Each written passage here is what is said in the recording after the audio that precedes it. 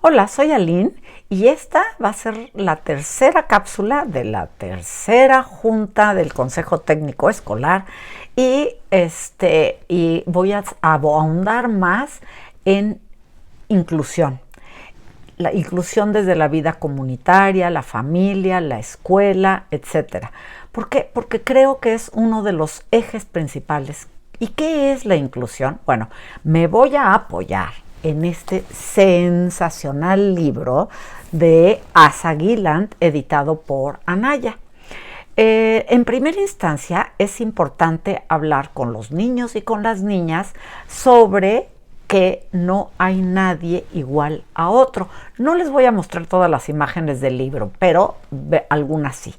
Y todos somos únicos. Lo que nos hace únicos son nuestros intereses, nuestros gustos, nuestro físico, pero no es un físico nada más, sino son muchas cosas. Por ejemplo, ¿sabías que ni siquiera, bueno, sí lo sabes, pero ni siquiera dos gemelos idénticos realmente son idénticos? No, porque no tienen la misma personalidad. Entonces, son únicos y todos realmente somos únicos. Entonces, hay cosas que somos iguales y hay cosas que somos diferentes. Algunas cosas y algunas cosas. Por ejemplo, cosas que nos hacen iguales, nos pueden gustar dibujar, disfrazarnos, los deportes, etc. Y, ojo, hay juguetes para niñas y para niños. No. Todos los juguetes son para cada uno. Cada niño y niña decide qué le gusta y qué quiere. Eso es inclusividad, es dejar al otro ser. Y también queremos que el lenguaje sea inclusivo. No queremos hacer cosas como los hombres son fuertes o las mujeres son sensibles, no, porque la verdad es que todos podemos ser fuertes y todos podemos ser sensibles, ¿no? Otro aspecto es que las familias pueden ser de muy diversas formas. Y todas las diferentes familias están bien. Por ejemplo, hay familias que son de dos mamás con hijos o hijas, o dos papás con hijos o hijas. También hay familias que adoptan. Es decir, hay niños y niñas que no tienen quien los cuide, quien cuide de ellos, y los padres adoptivos deciden darles un hogar. Un hogar que es un hogar lleno de cariño y así convertirse en una familia. Las familias pueden ser de solo dos personas, por ejemplo, una mamá, una hija o hijo, un papá, un hijo o hijo. Algunos niños viven, por ejemplo, con los abuelos. A veces las mamás o papás se vuelven a casar y entonces hay padrastros y hermanastros, o madrastras y hermanastras. Los hermanos y los hermanos, por ejemplo, son nuestros compañeros. Con ellos aprendemos a socializar.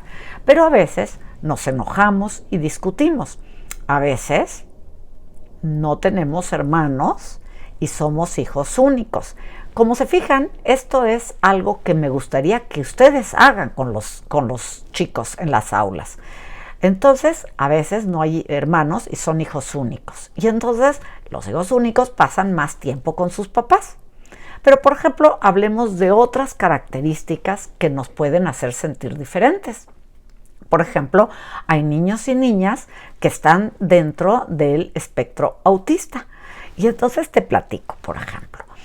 Hay aspectos que tienen todos en común de los que tienen espectro autista. Por ejemplo, tienen facilidad para desarrollar ideas nuevas, le ponen mucha atención a los detalles, no les gustan los lugares así llenos de gente, con mucha gente, porque se agobian, ¿no? Se preocupan más que otras personas, o sea, son como muy preocupones. A veces explotan y gritan y otras veces al revés, se quedan callados, como apagados, así pasmados. Cuando el lenguaje no es claro y directo, por ejemplo, les cuesta mucho trabajo entender. Y entonces uno de los ejemplos de lo que les cuesta trabajo son los chistes. No les gusta que los estén tocando y que los molesten, porque también les molestan los sonidos, olores, texturas, etc. No les gusta mirar a los ojos. Y no hay puntos medios. Ven las cosas como buenas o como malas. Por otro lado, si les cambiamos las rutinas, no les gusta, porque si les cambiamos las horas, etcétera, los afecta mucho porque no saben qué esperar. Ellos van haciendo una rutina. Pero también, otra cosa, son personas muy cariñosas, divertidas y fascinantes. Y necesitan apoyo y comprensión. También, por ejemplo, hablemos de los niños, que hay diferentes y niñas formas de aprender. Algunos tienen facilidad para un área, otros para otra área. Algunos prefieren, por ejemplo, ver mapas conceptuales para entender un concepto y otros prefieren que alguien les explique. Algunos necesitan silencio para poder estudiar o comprender y otros la música les ayuda a concentrarse. A algunos les gusta trabajar solos y a otros les gusta hacerlo en equipo. Algunos aprenden mejor practicando y otros no lo necesitan tanto. Permitamos por eso que en las aulas todos utilicen sus fortalezas y trabajemos sobre las debilidades. Por ejemplo, hay alumnos que tienen trastornos de déficit de la atención o problemas de aprendizaje. Algunos prefieren contar historias así una historia narrativa, y otros prefieren una secuencia de cosas. Algunos tienen dificultad para los cálculos matemáticos y para el razonamiento matemático, u otros podría ser para leer y escribir. Lo importante es que todos pueden aprender, pero necesitan la ayuda adecuada. Ahí es donde nosotros actuamos. Otras diferencias pueden ser una reducida movilidad, por ejemplo.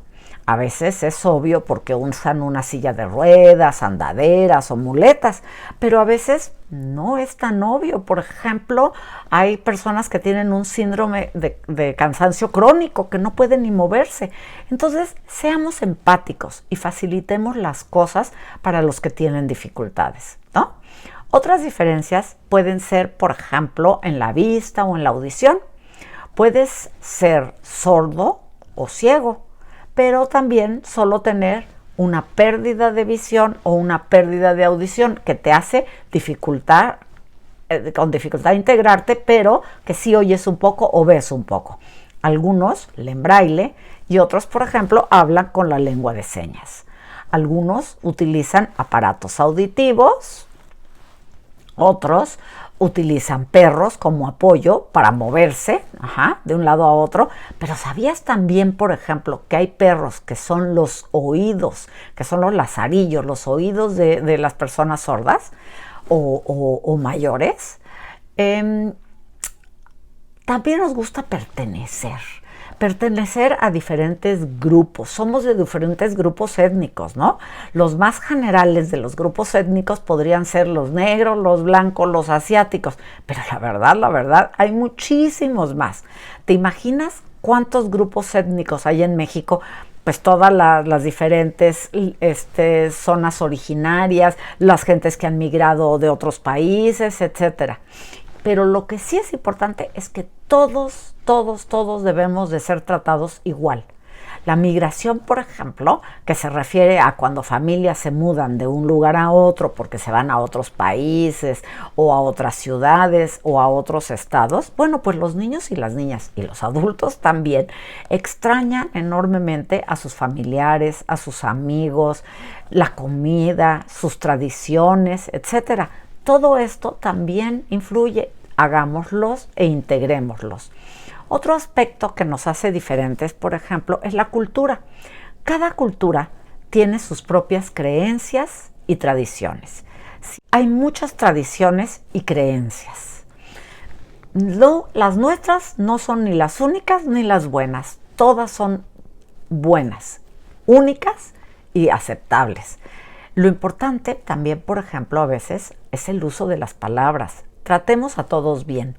Las palabras pueden herir o hacer sentir bien a la otra persona.